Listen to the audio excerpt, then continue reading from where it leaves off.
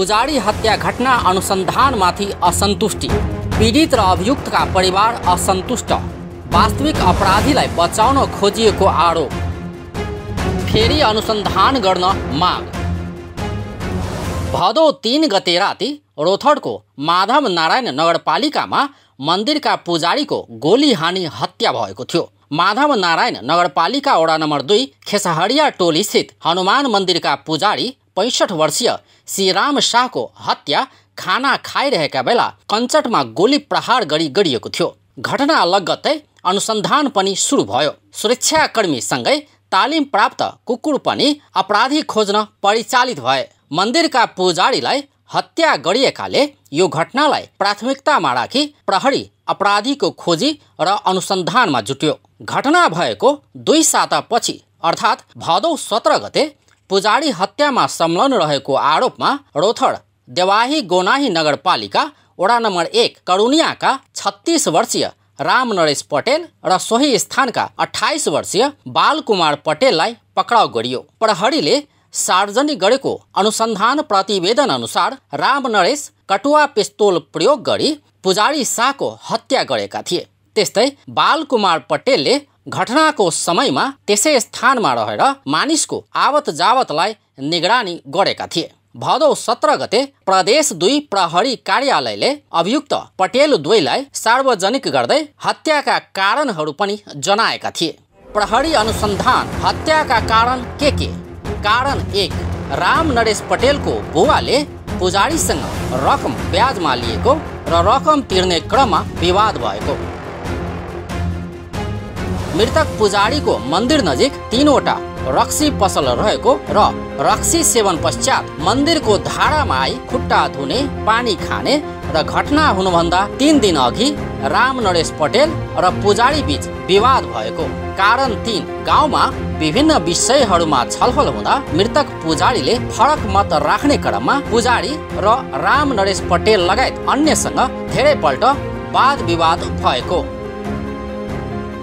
प्रदेश 2 प्रहरी कार्यालयले हत्याका यी कारणहरू सार्वजनिक गर्दै अभियुक्तहरू अपराध स्वीकार गरिसकेको दाबी समेत गरिरहेको छ। तर पीडित र आरोपित दुवैजनाका परिवार प्रहरीको अनुसन्धानमाथि प्रश्न उठाएका छन्। उनीहरूले प्रहरीले सार्वजनिक गरेका तर्क र प्रतिवेदन गलत रहेको दाबी गरिरहेका छन्। प्रदेश प्रहरी कार्यालयले पुजारीको हत्याको कारण आर्थिक लेनदेन रहेको भनेको छ, जबकि पीडित र आरोपितहरूका परिवारजनले उनीहरूबीच कुनै आर्थिक लेनदेन नरहेको दाबी गरिरहेका छन्। पुजारीका छोराले भनिरहेका छन्, मागेर खाने आफ्नो बुवासँग पैसा लगानी गर्ने कुनै हैसियत नै थिएन। खेत बेच के मंदिर बनाए रहथिन, वो मंदिर के पुजारी रहथिन, वो मांग चांग के खाइत रहथिन। ओकर आर्थिक अवस्था इतना बहुत कमजोर रहथिन। आर्थिक अवस्था कमजोर रहे के कारण से लगानी बगानी न लगावित रहथिन। ओकरा पास इतना पैसा नहीं के रहले इसे लगानी बगानी लगा सकित रहले कह के। अब आज हम सुनी सी कह के पुलिस सब कह रहले लगानी बगानी के कारण मारले कह के। ई अभी पुलिस सब जोन आवाज उठेले सासर झूठी कह के। त्यस्तै प्रहरीद्वारा सार्वजनिक गरिए जस्तो उनीहरू बीच कुनै विवाद र झगडा नभएको पनि पुजारी शाहकी भतिजीको दाबी छ। झगडा न रहबे न कैला, उ त बहुत सीधा साधा आदमी बा, ओकरा कोई था पता न त कोनो बोल देते लगता ओकर बात सुन के चल जाइत रहल। ओकरा कोनो था पता न लग केकरो बात भी अथिए न करत रहल। अब ये सब वही बार रहत रहल के वही बार खाइत रहल, वही बार पियत रहल, सब सुते सब वही बार घरे उड़े न रहत रहल। घर उड़े न रहत रहल ओकरा केकरो से झगडा धन रहबे न कैला। आ लेन देन ओकरा केकरो से न अनि केकरो से झगडा धन। प्रहरीले वास्तविक अपराधीलाई लुकाउने प्रयास गरिरहेको पनि उनीहरूको आरोप छ। आज हम सुनी सी कह के पुलिस सब कह रहले लगानी बगानी के कारण मारले कह के। ई अभी पुलिस सब जोन आवाज उठेले सासर झूठी कह के। पुलिस सब अभी सदंतर रच रहले दोषी के बचावे के लागि, दोषी के बचा रहले कह के। दोषी के जल्द से जल्द कार्रवाई मिले के चाहिए, शहीद घोषणा होके चाहिए, क्षतिपूर्ति मिले के। त्यस्तै अभियुक्त राम नरेशका बुवा आमा आफ्नो छोरा निर्दोष रहेको दाबी गरिरहेका छन्। उनीहरूले पुजारीसँग कुनै किसिमको आर्थिक लेनदेन नरहेको समेत दाबी गरिरहेका छन्। उनकरा से हमरा न चिन्हा न परिचय, न बेटी बहन के शादी कैले, न बियाह कैले, न कोनो बाप मातारी के सुख श्राद्ध कैले। हम लेनिए देनी न हमनी के उनकरा से कैले थी न कहीं कैले थी। लड़का न महारानी से बोलचाल करे वाला न जाए वाला न नरेश ई मतलब जे षड्यंत्र एगो रथ के रखा मतलब जे एकरा के फंसाऊ जे एकनी डाउन रहे आ हमनी सब मतलब जे फहराई रहे। महाराजी से तो हमनी के कोनो लगावे नहीं, हमनी तो देख लहू न चीज महाराजी केहन है केहन न सब क्या जाने।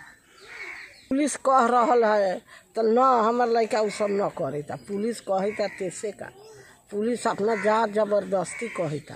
हमार लड़का तो लेन देन के हाले न जनत रहलक, जानले अब न जानले जे केना केकरा से 2 पैसा लेवले केकरा से 2 पैसा धरले सारले। उनीहरूले घटनाको निष्पक्ष छानबिन गरी यथार्थ सार्वजनिक गर्न पनि माग गरिरहेका छन्। प्रहरीको दाबी के?